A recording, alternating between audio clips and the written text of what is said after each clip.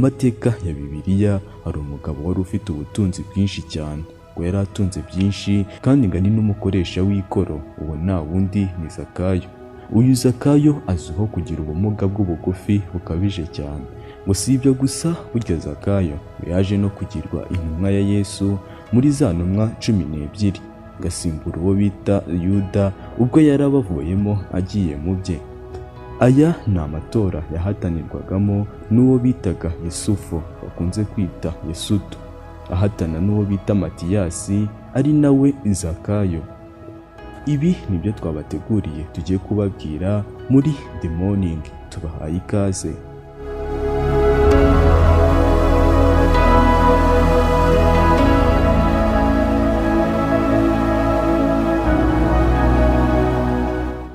Burya ngo Zakayo gusa iryo ryari izina rye, ngo bamwitaga Matiyasi aho yari atuye i Yeriko.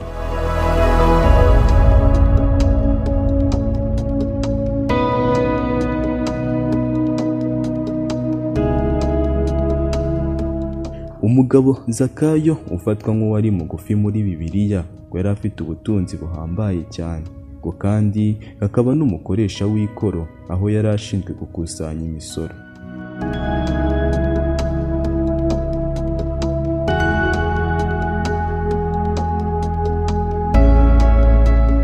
Nk'uko bigaragara muri Bibiliya yera mu gitabo cya Luka igice cya 19 kuva ku murongo wa 1 kugeza ku murongo wa 8, ngo havuga inkuru y'umugabo wari umuherwe wari ugiye kureba Yesu ubwo yaheraga i Yeriko. Ariko ntabwo byaje kumukundira kubera ubugufi bwe, aho yaje no gufata icyemezo cyo kujya mu nzira y'aho Yesu ari buze guca amutegerereza mu giti cy'umuvumo.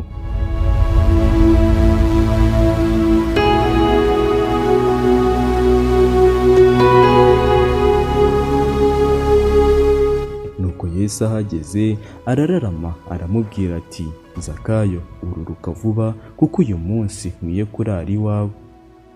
Ntiyatinze nawe yururutse vuba amwakira anezerewe. Abantu bose babibonye ntibabivugaho rumwe, aho bamwe bavugaga ko agiye gucumbikirwa n'umunyabyaha.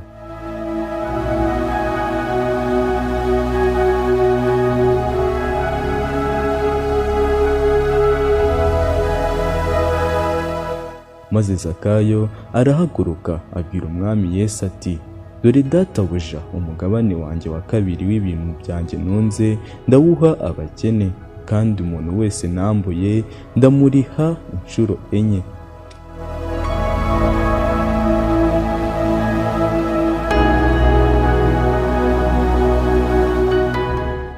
Abantu benshi bibajije ukuntu Yesu yari azi izina ry'uyu mugabo, ngo kandi ari ubwa mbere bari bahuye.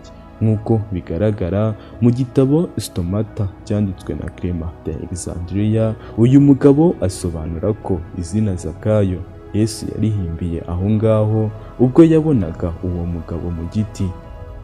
Akomeza avuga ko Zakayo bisobanura umuntu weshejwe w'umutima mwiza kandi w'umunyakuri.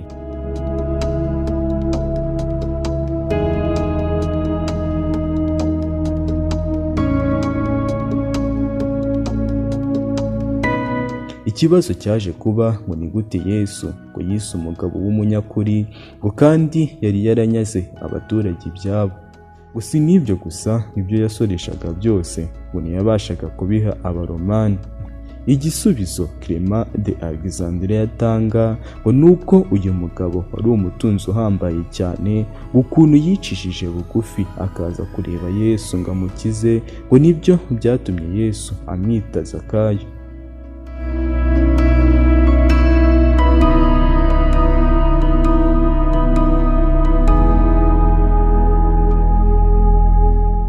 Ubundi uyu Zakayo yitwaga Matiyasi, ngo ni nako abantu bose bo muri Yeriko bari bamuzi.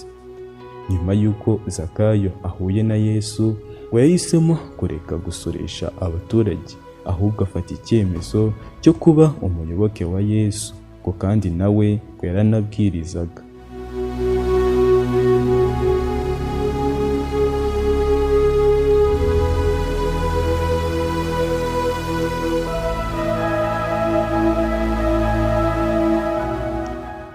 Nyuma y'uko Yuda agambaniye Yesu, intumwa za Yesu zahisemo gusimbuza Yuda. Aho bakoze amatora, intumwa zose ziratora. Ibi tukaba tubisanga no mu gitabo cy'ibyakozwe n'intumwa igice cya 19 umurongo wa 23 kugeza ku wa 26, aho bagira bati bahitamo babiri, umwe ni Yesufu witwaga Barisaba uwo bahimbye Yesutu, undi ni Matiyasi. Barasenga bati Mwami Imana umenye imitima y'abantu bose, werekane uwo utoranyije muri aba bombi abe intumwa, ahabwe umurimo Yuda yataye akajyahe. Barafindura, ubufindo bufata Matiyasi, nuko abaranwa n'intumwa 11 za Yesu.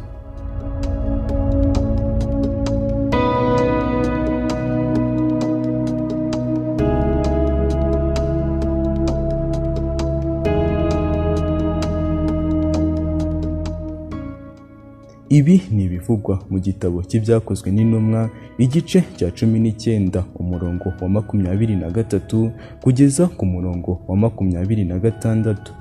Uwo Matiyasi wari Zakayo, gusa ngo hari ibindi bitabo bivuga ko Matiyasi yari Yakobo, wari umuvandimwe wa Yesu Kristo.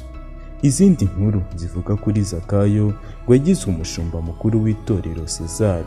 Iri torero rikaba ryarashinzwe n'abigishwa ba Yesu.